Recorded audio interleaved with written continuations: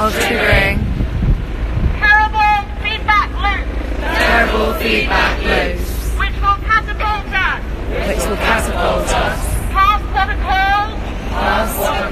tipping point, where things could then move so fast they are beyond our control. The point is we just don't know. But what we do know is already enough to show that we are hurtling towards catastrophe, even without it.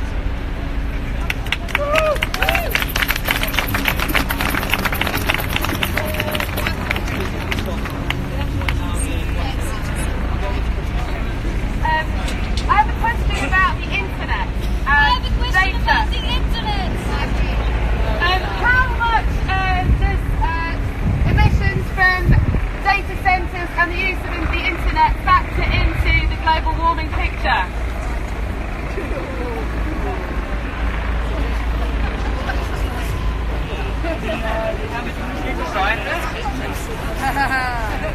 Computer scientists, anyone? Unfortunately, I'm not a computer scientist. I'm a scientist for Extinction Rebellion. Actually, a very, very diverse group of interdisciplinary researchers, with all of us having their own speciality. Some of us are looking at the atmosphere, some of it at the water, some of us at the past, some of us at the present, and at the future, of course. Unfortunately, I don't have an empirical number to that question, but I have a number about so-called gunfire energy, which is basically when you leave your utilities plugged in and they still consume energy. So in the US, that number per year would be $14 billion just for gunfire draining appliances such as that you don't plug out, which is definitely showing the magnitude of impact that electronic tools have on the eco-balance. Thank you. Switch off your sockets when you're not using them. Switch off your sockets when you're not using them. Top tip from the scientists at Lambeth Bridge.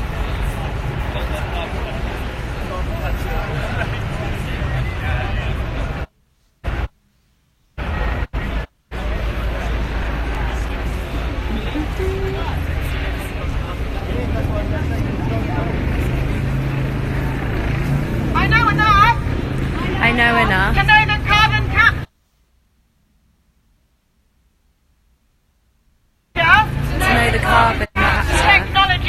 technologies do not yet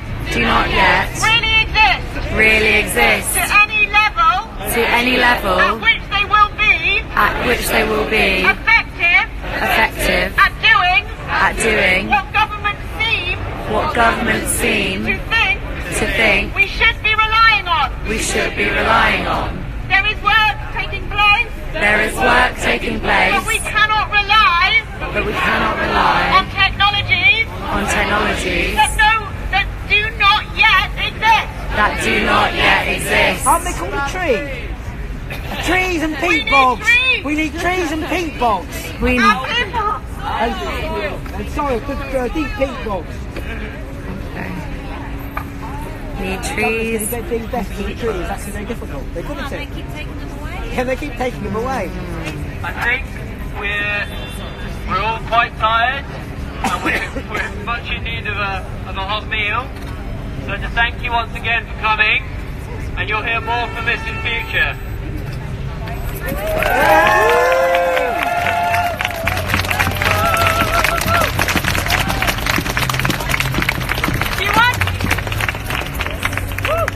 If you want to know more, follow us on Facebook.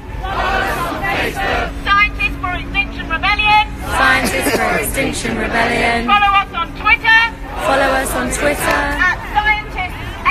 At ScientistX. Or follow me Follow me on Facebook or Twitter.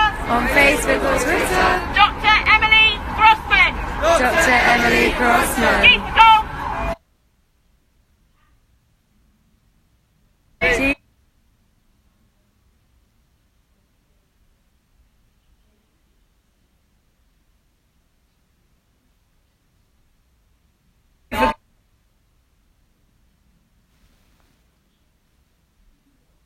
Oh.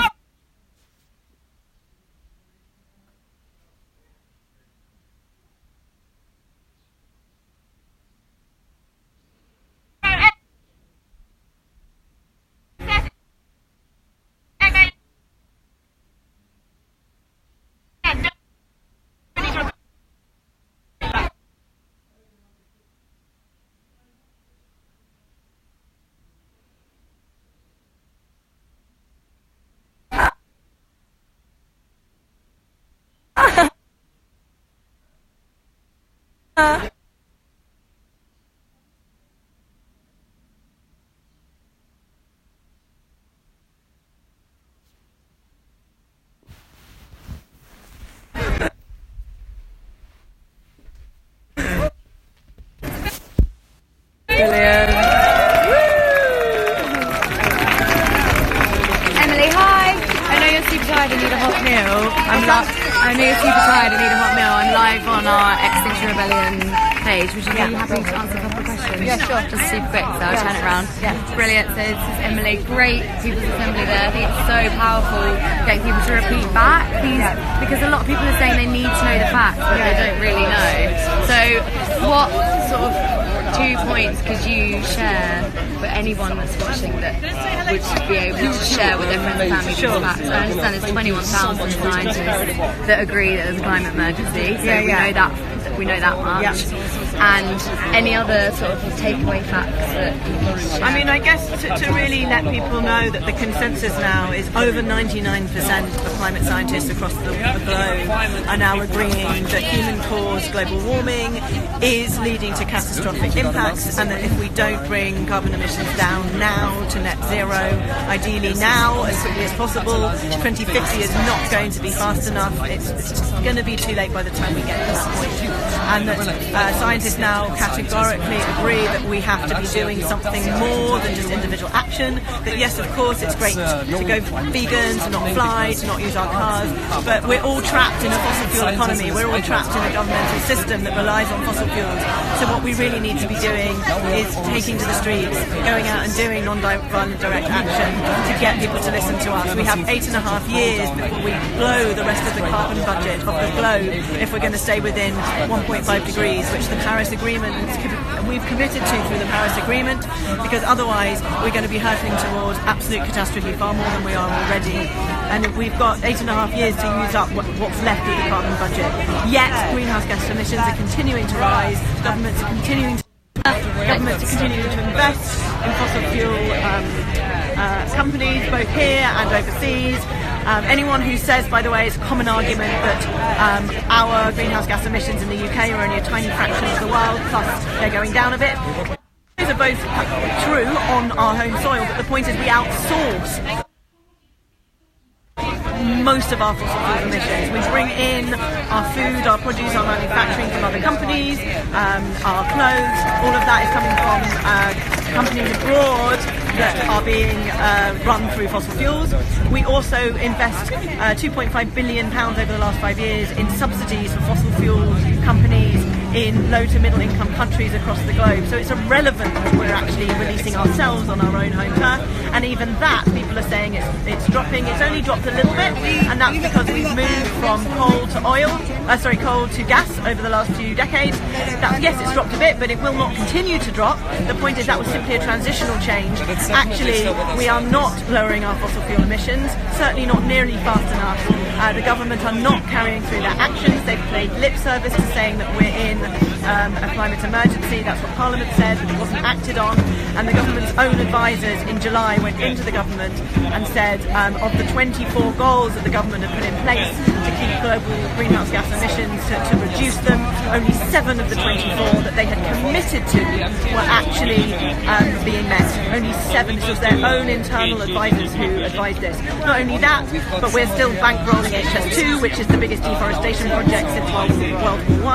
We've just approved 2 new gas-fired turbines at the Drax power station. Can we keep hold of that after you're done with it? Can we have it back after you're done with it? I was using it to market it. Okay, it's our one, that's all. It's designed to, thank you. Someone was taking our megaphone!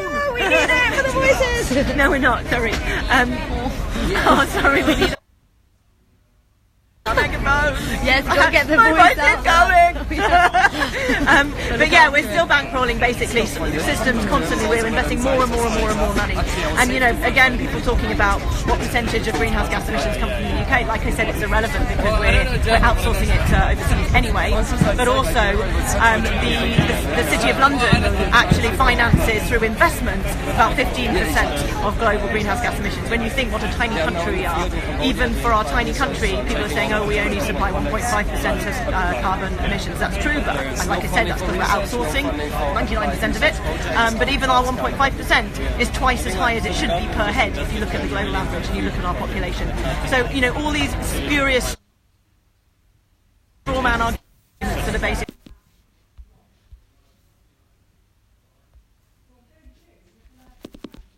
all these spurious straw man arguments that are basically saying, oh, but we're already source most of our fossil fuel emissions. Emily Grossman. Our fossil fuel emissions. We bring in our food, our produce, our manufacturing from other companies, our clothes. All of that is coming from companies abroad that are being run through fossil fuels. We also invest £2.5 billion over the last 5 years in subsidies for fossil fuel companies in low to middle income countries across the globe. So it's irrelevant that we're actually releasing ourselves on our own home turf, and even that people are saying it's dropping. It's only dropped a little bit, and that's because we've moved from coal to gas over the last few decades. Yes, it's dropped a bit, but it will not continue to drop. The point is that was simply a transitional change. Actually, we are not lowering our fossil fuel emissions, certainly not nearly fast enough. The government are not carrying through their actions. They've played lip service to saying that we're in a climate emergency. That's what Parliament said, but it wasn't acted on. And the government's own advisors in July went into the government and said of the 24 goals that the government had put in place to keep global greenhouse gas emissions, to reduce them, only 7 of the 24 that they had committed to were actually being met. Only 7. This was their own internal advisors who advised this. Not only that, but we're still bankrolling HS2, which is the biggest deforestation project since World War I. We've just approved 2 new gas-fired turbines at the Drax power station. Can we keep hold of that after you're done with it? Can we have it back after you're done with it? I was using it to market it. Okay, it's our one, that's all. It's designed to, thank you. Someone was taking our megaphone! We need it for the voices! No, we're not, sorry. Sorry, we need our megaphone. Yes, go get the My voice voice out. is going! But yeah, we're still bankrolling basically systems constantly. We're investing more and more and more and more money. And you know, again, people talking about what percentage of greenhouse gas emissions come from the UK. Like I said, it's irrelevant because we're outsourcing it overseas anyway.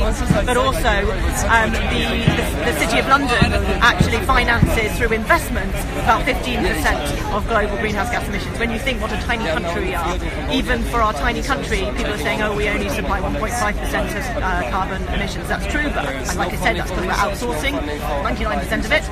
But even our 1.5% is twice as high as it should be per head if you look at the global average and you look at our population. So, you know, all these spurious straw man arguments that are basically saying, oh, but we're already doing enough, we're bringing it down, we don't supply much of the world's carbon. None of this is true. None of it is absolutely got any truth to it whatsoever. The government are taking action? No, that's not true. The government are doing what they can? No, that's not true. We're reducing global greenhouse gas UK greenhouse gas emissions? No, that's not true. We're working on biodiversity laws? No, that's not true. We're bankrolling HS2. HS2 big deforestation. deforestation project. So basically we're being lied to. The scientists are not being listened to. We've got over 700 people now who signed our scientist declaration, which is doing the rounds at the moment on social media and is in all the press today. Our scientist declaration is basically saying that there are over 700 now scientists across the globe who said we've tried everything else. We've been warning people for 40 years. Our job has been to warn people and to assume that that's our job, that the governments are going to listen. We've been told not to be biased. We've been told not to be emotional about it. We've been told to simply state the facts and that action would be taken. We've been stating the facts for 40 years. There has been no action. So scientists across the globe are now saying it's clearly not enough. We have a moral duty as scientists and a moral and emotional duty as human beings who have families, who have kids, who are going to have grandchildren, to actually now get out on the streets and take action, because it's the only thing that's going to make any difference. Thank you so much for sharing that. And remind me of the Facebook page again if people want to go on the... So I'm Dr. Emily Grossman. I'm one of the scientists for Extinction Rebellion. Our Facebook group is simply Scientists for Extinction Rebellion. We've got a closed group which is for scientists, but if you want to follow our work, we've got an outward-facing Facebook page. You can follow us. We're going to be posting. We've been live streaming. We've also got a Twitter account which is at... what's that? You're brilliant, Emily. Oh, thank you. People commenting. We've also got a Twitter account which is at ScientistsX. So at ScientistsX. You can find the declaration tagged to the top of the Twitter account, so you can go on, you can have a look. It's currently crashing because it's getting so many signatures. I've just been told it's crashing. Oh, wow. Or if you want to follow any of the media stuff, I've been doing a lot of media this week and like giving interviews and talking to the press. If you want to find out any of what I had to say in those interviews, you can follow me again either on Facebook at Emily Sidoni Grossman. I'm probably tagged into this, maybe, I don't know. Yeah, probably not. Or at Dr. Emily Grossman on Twitter. So we will be back. We've just been literally physically carried out of the road by police. I just got shoved really quite hard out of the road. So I'm quite shaky, so I'm going to probably go home and just kind of gather myself a little bit. But we've done 3 protests today that involved roadblocks. We've done 3 times where the police have forced us out of the road. They clearly don't want to arrest us because clearly arresting scientists looks quite bad. We got Dr. Charlie Gardner with us, who's a well-known ecologist and well-known to the press. He's been in the roads, we've been lying in the roads. There's 5 of us, 6 of us at least who've been lying in the roads, and lots of other scientists around us supporting us. And clearly the police don't want to have arresting scientists as sort of headline news. So they've been sort of pushing us and shoving us instead. To be honest, they've also been quite smiley and friendly. They're clearly just doing their job, they're doing what they have to do, but they've nicked our banners, which we're quite sad about because it's obstructing the highway. But we'll get them back, we'll find them. One of the policemen actually came up to me and gave me his card and said, if you want your banner back, email me after the rebellion. I'm like, oh, sweetie, really? Like a senior, what was he? Senior, sergeant. Yeah, anyway. If you could have one change from the end of this week, what would that one change be? If the government could do one change, is there anything that you would say? I think the one change that I would like to see is for them to actually show us what they're planning to do to address this crisis, to tell the truth about the severity of what's going on, about the fact that scientists across the globe are saying that if we carry on at the rate we're going, we will reach catastrophic impacts very soon. We're heading towards 4 degrees warming by the end of the century, and that is going to be devastating and irreversible and lead to incalculable loss of life and human suffering, civil unrest, societal breakdown, food shortages, famines, desertification, climate refugees, wars. We want to know what the government are actually going to do to address this. Obviously we want them to call a citizens' assembly because that's at Extinction Rebellion, that's what we're demanding they do, that's our 3rd demand. But we want to know specifically, and I want to know specifically, what are you planning to do? Yes, it's severe, yes, it's going to be really hard to massively reduce our fossil fuel dependency in this economy and in our current sort of political state, but the results if we don't do that are going to be far, far worse. And as soon as people start modelling how it can actually be, we can have a wartime kind of coming together like World War II kind of mobilisation. Like, it's got to happen because the consequences are we don't do it now, but then what, our children or our grandchildren are going to live in a world that is just devastating. that's a lot of information, and it's all the best information that we need to hear, and we need to hear it more from people like yourself. So thank you so much. It's so valid. Honestly, people are loving all of this information, especially coming from you guys. So thank you for your support, everyone. Keep following, keep supporting us. There's so many amazing groups around XR doing so many brilliant things. We're just one of them. We're just doing the best we can. We will be back. We've done 3 today. I think we're probably all going to go home and have a drink or go to bed or have a bath. But we will be back. We will be back this week. We're also doing lots of talks across site, and we're doing panel discussions, and we're going to continue going. Our group is growing and growing and growing, and we will continue after the rebellion until the next rebellion and the next and the next and the next until something happens. Brave rebels, we're in it!